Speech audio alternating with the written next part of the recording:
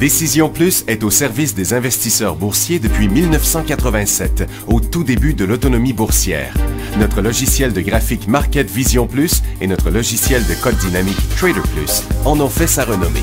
Nous sommes encore ici parce que nous évoluons sans cesse et que nous servons bien nos clients.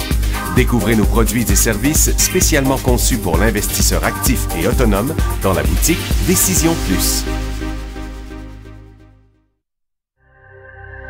Le logiciel de graphique Market Vision Plus est en français. C'est le logiciel le plus utilisé par les investisseurs de chez nous. C'est lui que vous voyez dans le feu de l'action. Trouvez, classez et analysez plus facilement avec cet outil sans pareil pour suivre la bourse et prendre les meilleures décisions. Gardez vos titres à l'œil avec Market Vision Plus. Consultez la boutique Décision Plus pour en faire l'essai pendant 10 jours sans aucun frais, c'est garanti. Laissez-nous vous guider pour analyser la bourse et prendre vos décisions. Les analystes de Guru.tv feront tout le travail pour vous. De minute en minute, nous classons les titres selon leur situation technique. Nous révélons les signaux d'achat et de vente. Nous publions des recherches poussées et nous prodiguons des conseils en temps réel. Ça commence avant l'ouverture et ça se poursuit jusqu'à la fermeture des bourses. Profitez de chaque cycle boursier avec Guru.tv. Trader Plus, l'instrument du day trader. 50 cotes qui clignotent en même temps. Autant de listes que vous voulez. Graphiques à la seconde. De 3 à 30 graphiques. Des alarmes à volonté. Des listes de cotes préparées. Des modèles graphiques préparés. Prêts à faire feu. Achetez, vendez avec Trader Plus.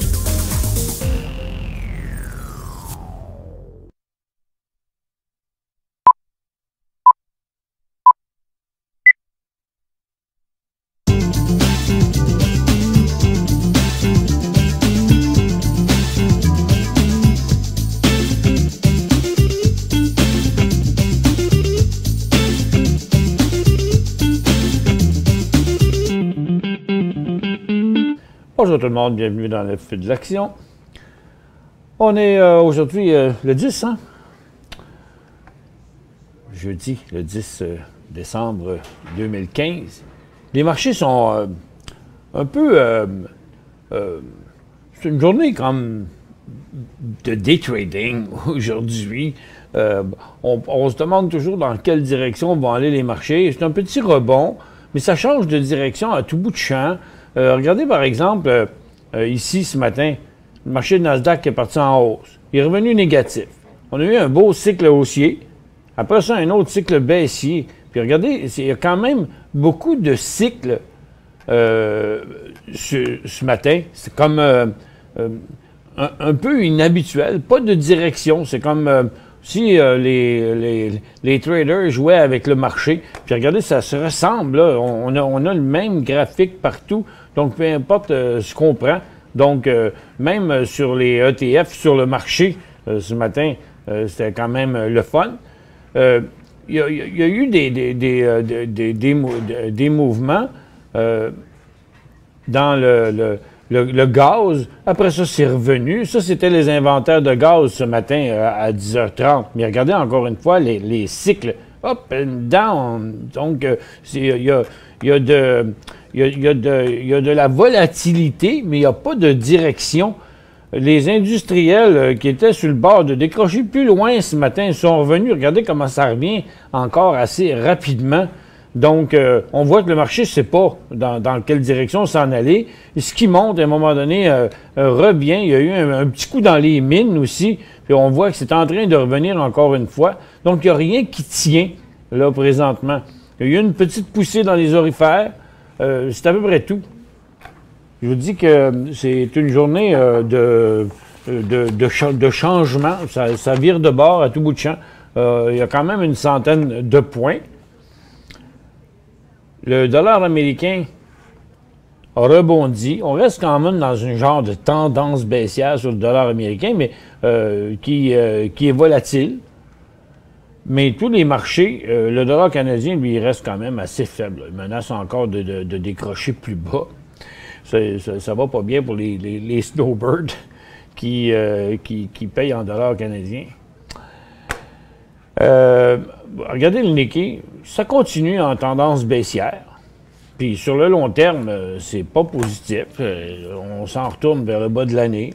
La Chine aussi s'en retourne vers son bas du mois de septembre. Toujours sa tendance baissière. Le marché de Londres, ça reste faible, à un support important. Puis tous les indices américains, c'est une espèce de sauvetage, là, parce que si on se fie aux autres marchés, le marché chinois, le marché japonais, le marché de Londres sont tous en baisse, en tendance baissière. Donc, moi, je trouve que les chances sont quand même là pour que le marché américain vienne rejoindre ça. Donc, pour l'instant, c'est comme un sauvetage, mais tout ce qu'on a vu sur le marché de Nasdaq, ça n'a rien à voir avec les cotes qu'on a vues de certains jours qui étaient beaucoup plus grosses. Puis dans la cote d'aujourd'hui, qu'on voit ici, qui est comme une cote juste une petite cote, là, bien, tout ce qu'on a vu là-dedans aujourd'hui, c'est ce que je vous ai montré tantôt, là, dans un graphique en minutes, quand même. C'est tous ces mouvements-là.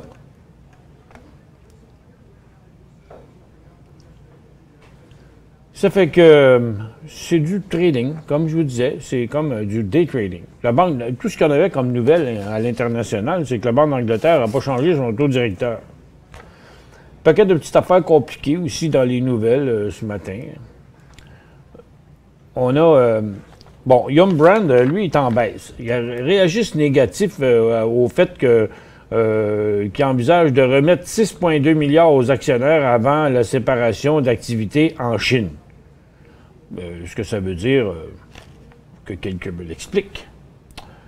ConocoPhillips, il ne se passe rien dans ça. C'est une formation neutre. Ils ont, comme beaucoup d'autres titres d'énergie, ils vont diminuer leurs dépenses en capital de 25 à 7,7 milliards. Calam Corporation fait l'acquisition de LoJack.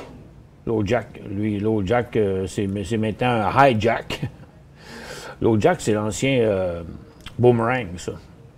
Je le sais, mais j'en ai un. First Solar est en chute, puis ça l'a fait chuter aussi les autres titres de solaire. Ils sont en baisse sur des prévisions pour 2016. Ça fait que ça a fait peur un peu à l'énergie solaire. Donc, l'indice de l'énergie solaire reprend à la baisse vers le bas de l'année. Et Dollarama, qui est parti avec une petite hausse ce matin, continue à chuter. Ce qu'ils disent, c'est que la dégringolade du or met de la pression sur Dollarama parce que ils vendent en dollars canadiens, les autres, là. Mais ils vont ajouter des prix. Donc, ce n'est plus un magasin à 1 $. Là, ils vont rajouter des nouveaux prix chez Dollarama, 3,5 piastres puis 4 piastres. Puis le titre descend. Puis, Restaurant Brand, qui rebondit ce matin, c'est un peu compliqué la nouvelle, mais dans le fond, c'est juste une émission d'action parce que une filiale de la firme Restaurant Brand, PE3G Capital, connu comme Holding, prévoit de vendre 17,5 millions d'actions de Restaurant Brand, plus de 8 % des actions en circulation. Puis Restaurant Brand, lui, il prévoit racheter 8,5 millions des actions pour 300 millions. Donc, je sais qu'il y a du monde, il y a quelqu'un qui m'a demandé d'expliquer cette chose-là, mais je ne suis pas en mesure vraiment de lui expliquer ce que ça peut changer dans l'affaire. On penserait que c'est négatif, mais ça fait remonter le titre.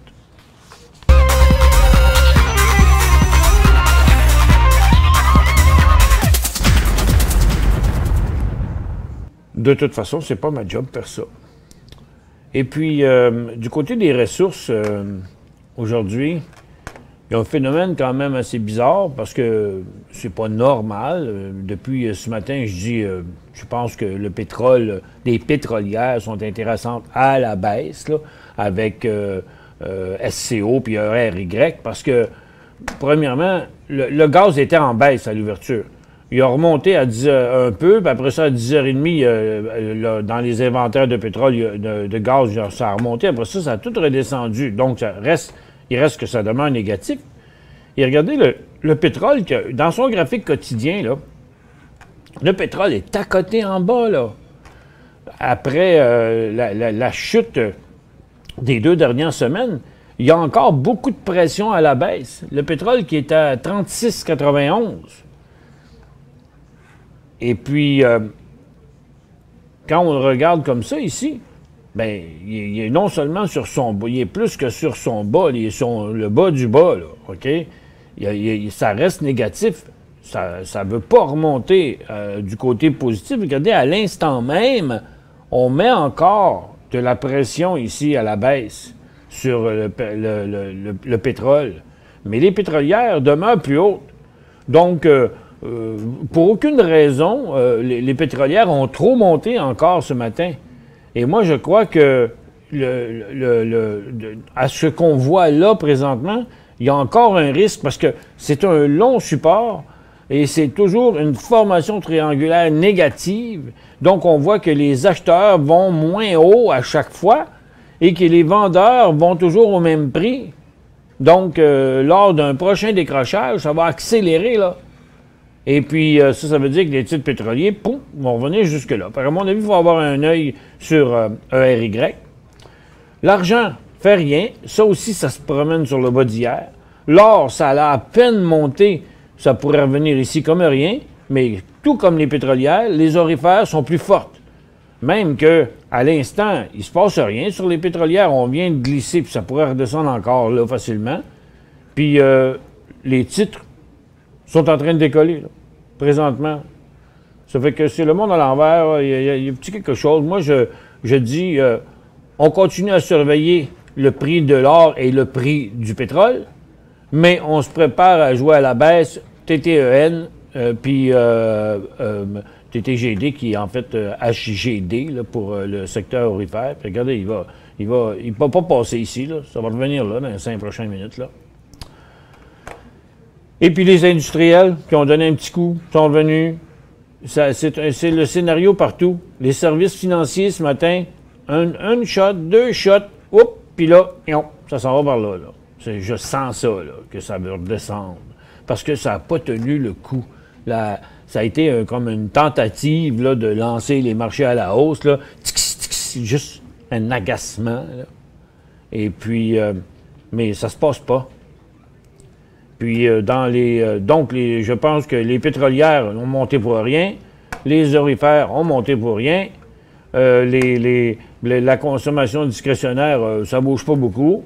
Les services financiers vont venir à la baisse, les industriels sont déjà à la baisse. Les télécoms se sont dégonflés. Donc, il y a le seul secteur qui continue à monter comme fortement, là, ici, c'est les technos qui font l'inverse du mouvement d'hier après-midi. Qu'est-ce que ça donne dans le graphique quotidien, ça? Ça donne l'annulation de la cote d'hier. Donc, et puis c'est qui fait ça? C'est CGI. Et une couple d'autres aussi, comme BlackBerry, qui fait la même chose. Donc, c'est de la pure volatilité sur le marché. Difficile de pouvoir s'aligner à dire, bon, dans les prochains jours, ça a bien l'air de vouloir aller là. Moi, je pense que le marché est dans une indécision totale. Et puis, il y a une incohérence, en tout cas, avec le marché américain puis les autres marchés de la planète. Ça fait que si on pouvait guesser, OK, si on voulait lancer un 30 sous en l'air puis dire ça s'en va où, là? On dit par là ou par là avant la fin de l'émission? Moi, je dis par là.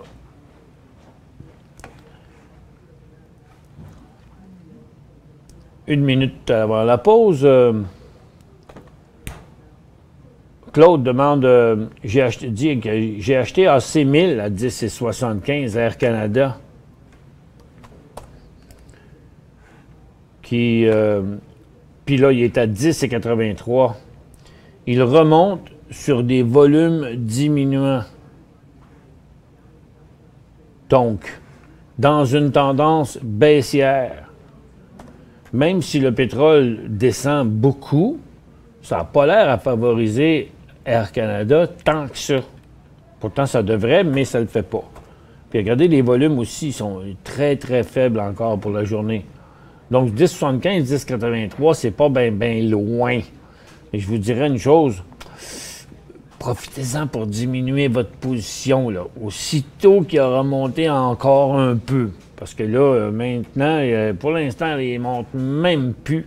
Fait que je me demande bien si on n'a pas vu le haut de ce mouvement-là. Pour joindre Michel Carignan et son équipe par courriel, écrivez à michelcarignan@decisionplus.com. 5 bonnes raisons de gérer vos investissements avec Banque Nationale Courtage Direct. Des frais de commission fixes à 9,95 en tout temps pour tous les clients et à partir de seulement 6,95 si vous êtes un investisseur actif. Aucun frais d'administration annuel si vous détenez plus de 20 000 $ dans vos comptes. La possibilité d'ouvrir des comptes enregistrés en devise américaine. Des outils performants afin de faciliter vos prises de décision. Un service à la clientèle primé et un niveau de satisfaction parmi les plus élevés de l'industrie. Pour en savoir plus, visitez le bncd.ca ou appelez-nous dès maintenant. Décision Plus est au service des investisseurs boursiers depuis 1987, au tout début de l'autonomie boursière. Notre logiciel de graphique Market Vision Plus et notre logiciel de code dynamique Trader Plus en ont fait sa renommée. Nous sommes encore ici parce que nous évoluons sans cesse et que nous servons bien nos clients. Découvrez nos produits et services spécialement conçus pour l'investisseur actif et autonome dans la boutique Décision Plus.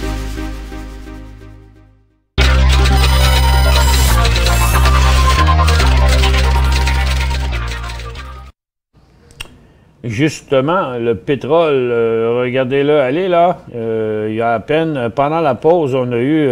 on s'est... je vais remonter ça, essayer de remonter ça un petit peu, là, vous voyez ça. Tiens, oups, il pleut de bananes ici, là. Il y a une tentative d'arrêter ça, mais oups, je garde, peut-être dans les prochaines minutes, ça va y aller. Le gaz, lui, il continue encore à la baisse aussi. Donc, les pétrolières vont finir par suivre. On a eu le troisième sommet là, sur les orifères aussi. Puis sur les marchés, comme je vous parlais tantôt, j'étais en train de gagner mon pari là, parce qu'il y a un petit bout qui a été fait par en bas. Et ici aussi, là, dans les 4 dernières minutes, parce que aujourd'hui, ils sont quand même assez faciles à voir, les marchés. Ils sont peu volatiles, mais ils changent, c'est-à-dire peu volatiles dans le sens que, tu sais, c'est pas tout croche, là. Les cotes sont bien définies, mais puis les cycles aussi, mais c'est que ça change de direction souvent, tout simplement. Est-ce que WIN, c'est un achat? C'est-tu le symbole, ça? W-Y-N-N?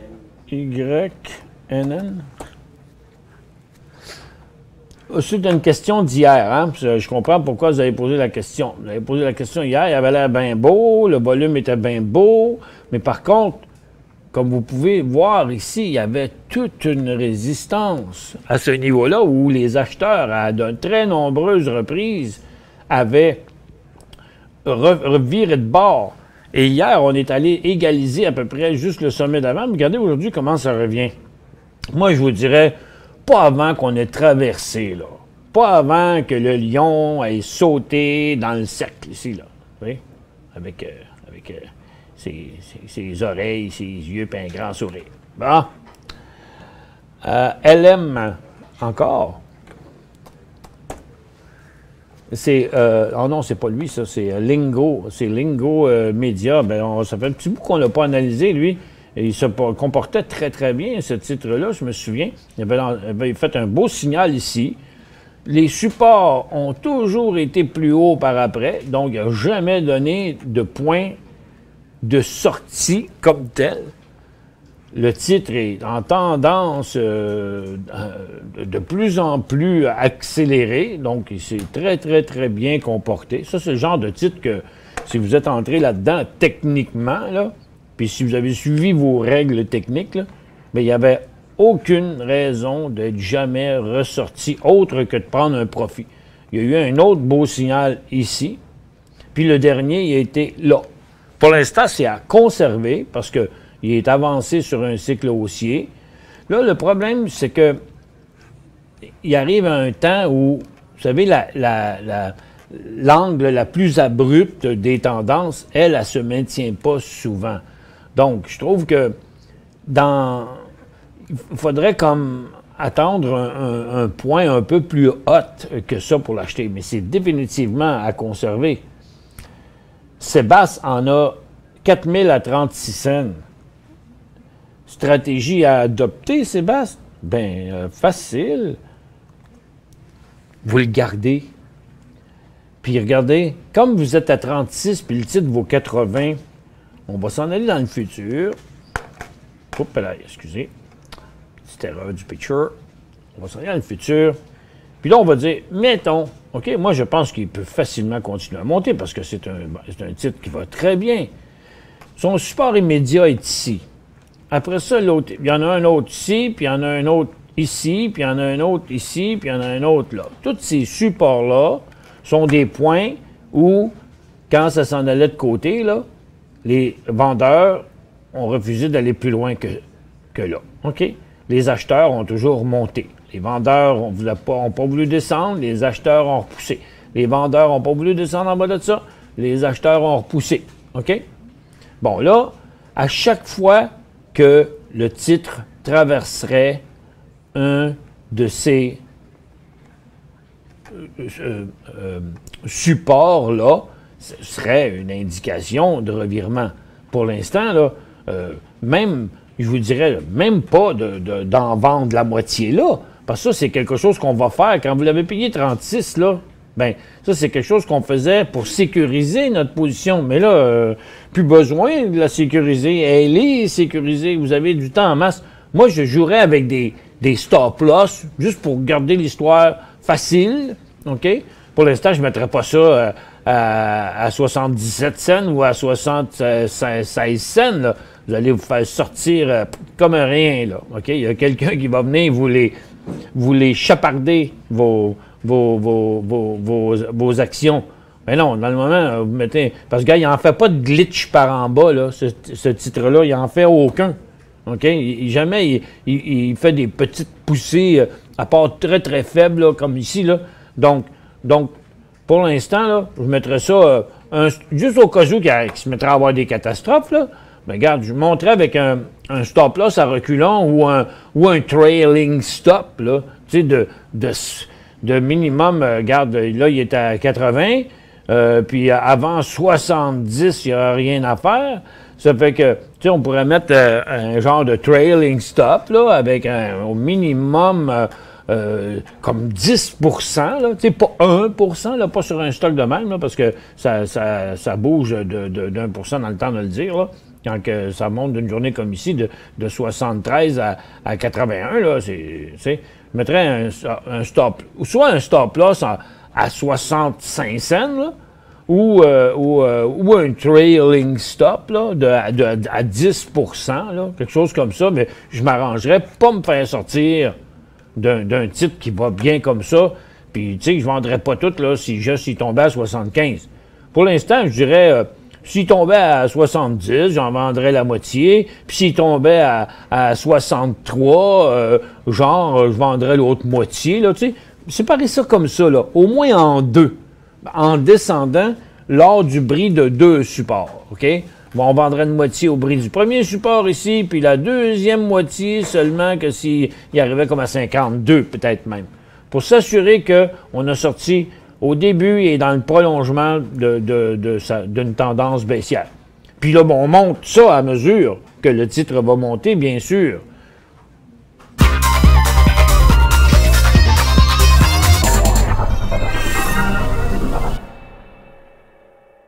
Cinq bonnes raisons de gérer vos investissements avec Banque Nationale Courtage Direct. Des frais de commission fixes à 9,95 en tout temps pour tous les clients et à partir de seulement 6,95 si vous êtes un investisseur actif. Aucun frais d'administration annuel si vous détenez plus de 20 000 $ dans vos comptes. La possibilité d'ouvrir des comptes enregistrés en devise américaine.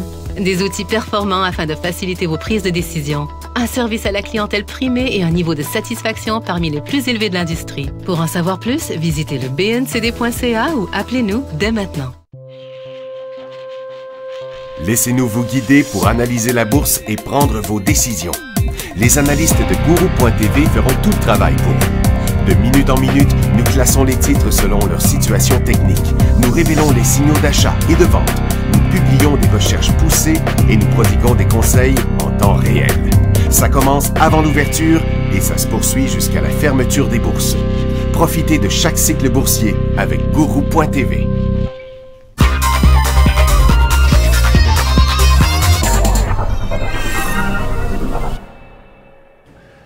Excusez, je vais vous tourner le dos. Tu dis le 1er décembre? L'approbation était toujours possible par la FDA. Puis il a planté là-dessus? Non, il a monté un peu. Ah, OK. On est en train de vérifier ici sur une des questions, pardonnez-moi. Ted demandait TST, je l'ai acheté à 39. Est-ce que je dois le garder ou vendre? Bon. La nouvelle qui est sortie ici. Non, ça c'est le 27 novembre. 30 novembre.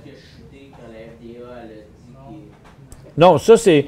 Il a chuté ici quand la FDA a sorti un rapport négatif. Mais la nouvelle qu'on me parle en arrière serait du 1er décembre, était ici. Mais c'est drôle parce que cette journée-là, il descendait, mais juste avant, il avait monté pendant 2 jours. Puis c'était une nouvelle qui disait que l'acceptation par la FDA était toujours possible. Donc peut-être que le rapport de la FDA a dit non à cause de quelque chose, mais que c'était peut-être pas définitif.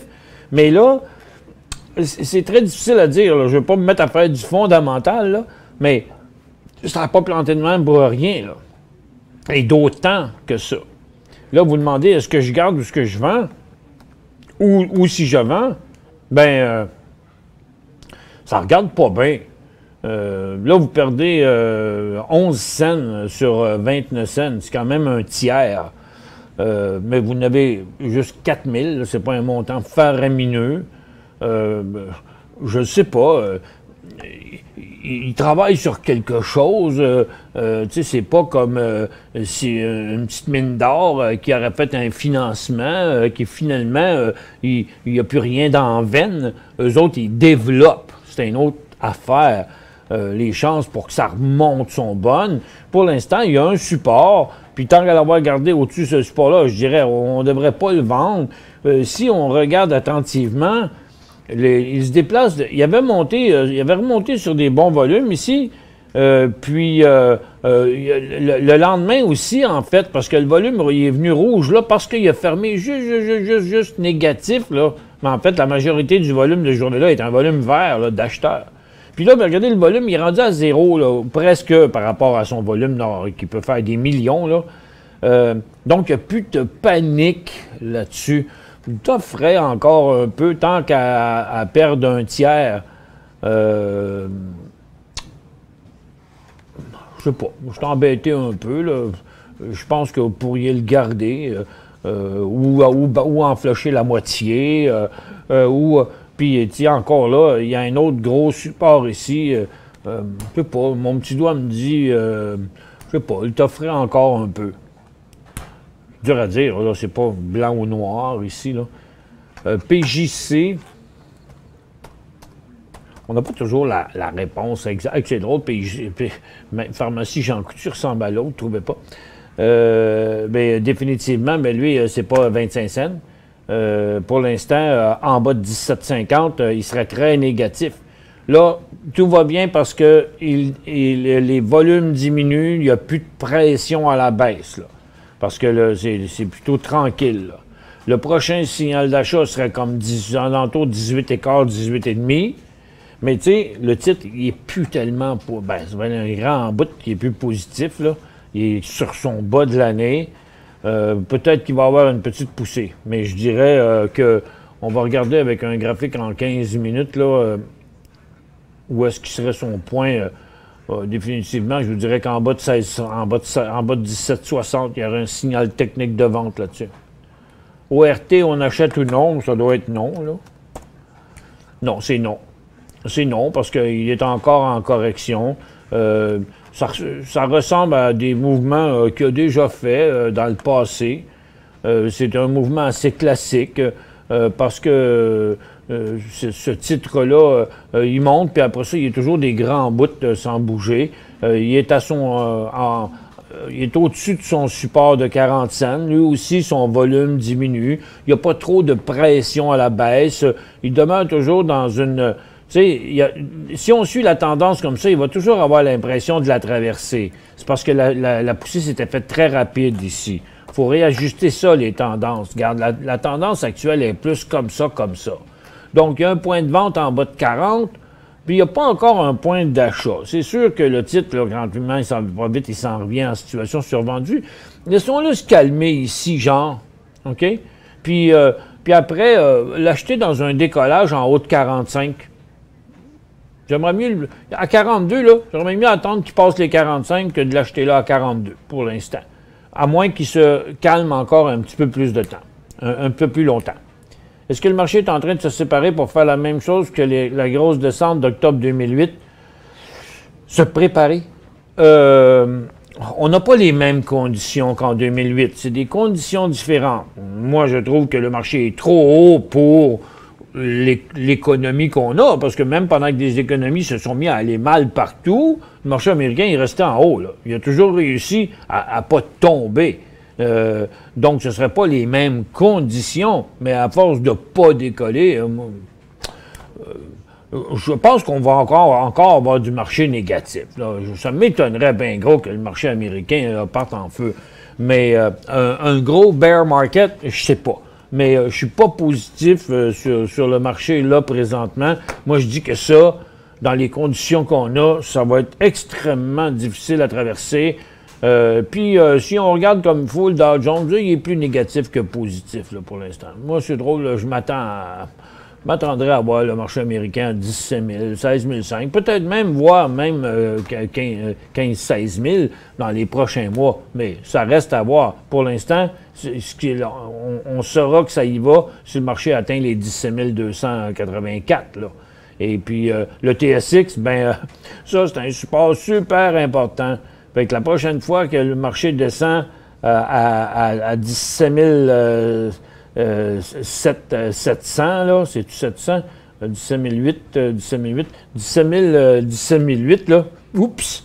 Là, je pense qu'on va être bon pour une autre ride, pas 17 008, 12 008. On pourrait bien se rendre facile à 12 000 là-dessus.